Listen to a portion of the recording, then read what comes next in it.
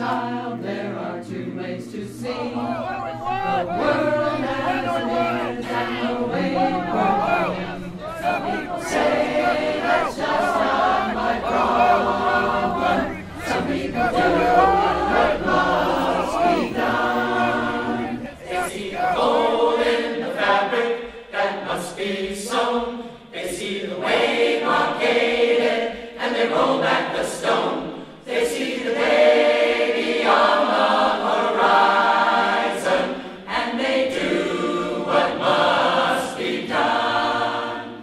Our labor chorus is a community of people who are dedicated to raising their voices for justice.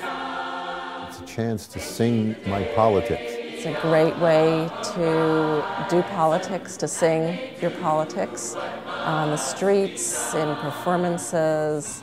I walked in the room and looked around and thought, oh, these are my people. This is where they've been hiding out.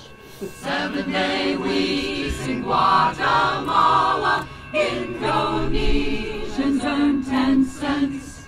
Workers beaten for mistakes. Walmart, this is a disgrace. Tell us where your factories are. Do they exploit the working poor? Hark to the Walmart we do. People deserve a living wage.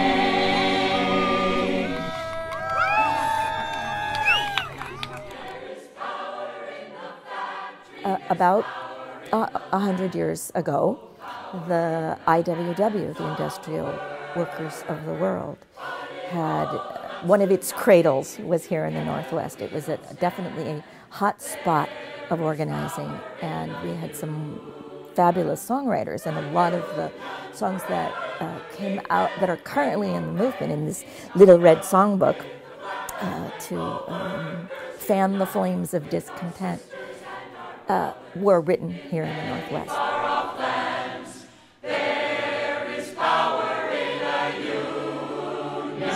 1997 was the year Folklife featured labor and Pete Seeger. Pete Seeger said yes, he'd be glad to come out. Pete's condition was that he would come out if there was a labor chorus to back him up. He said, I'd like to bring out Jeffrey Fairweather, who's the director of the New York City Labor Chorus. They came to me saying, do you want to do this? Like, no way, you're nuts. There's no way we're going to get people and repertoire. And no. After a while, they got around to me and asked me if I would be willing to do it, and I said, you know, I would, but I needed some help. My job was to teach this lovely bunch of 100 and some people this repertoire that Jeffrey would conduct. And Pete came, we sang with him, we sang behind him, we rehearsed with him. And we've been going for 15 years now.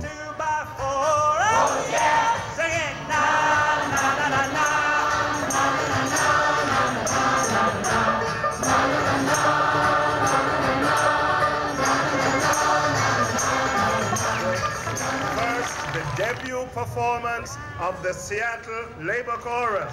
And then the performance was over. And the community said, we can't let this go.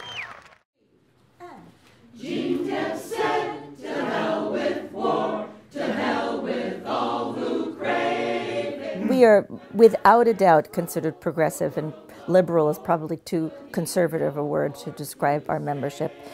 But we have quite a breadth. We are not monolithic at all. It means a lot to me to be able to sing lyrics that I believe in. I can't necessarily endorse every lyric of every song that the chorus sings, but the feeling of the songs that we sing is a feeling that I almost always can just totally get behind. It's the community of people coming every week and having a group of people that are supportive, even though there are some differences in terms of ideology. We are all basically here to better the world, to improve the world.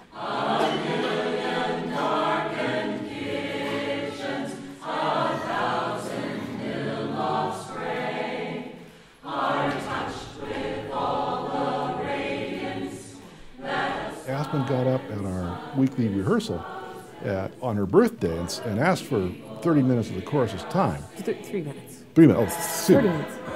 It felt like 30 minutes, right? Right. Asked for 3 minutes of the chorus's time. And then she got up and sang an old Bob Dylan song that she and I had encountered over the summertime called "You're Gonna Make Me Lonesome When You Go." But she rewrote the lyrics. And pretty soon she's singing about plants in my yard, and I'm like, the closing line was, "Eric Nelson, will you marry me?" Dude, yes, yeah. It took a while for the commotion to die down, but after it did, I was able to say, yes, Aspen, I will marry you. The time between when I finished the song and when you were able to get through the commotion to say yes was a very long time. It was worth the wait, though. Yeah.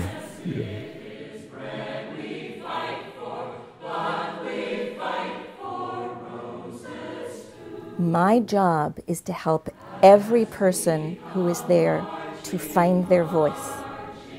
My role is to encourage people to realize how much more they are in union, in group, than they are as a solo. If there ever was a metaphor for what we can do in numbers that we cannot do by ourselves, I certainly think a chorus is it.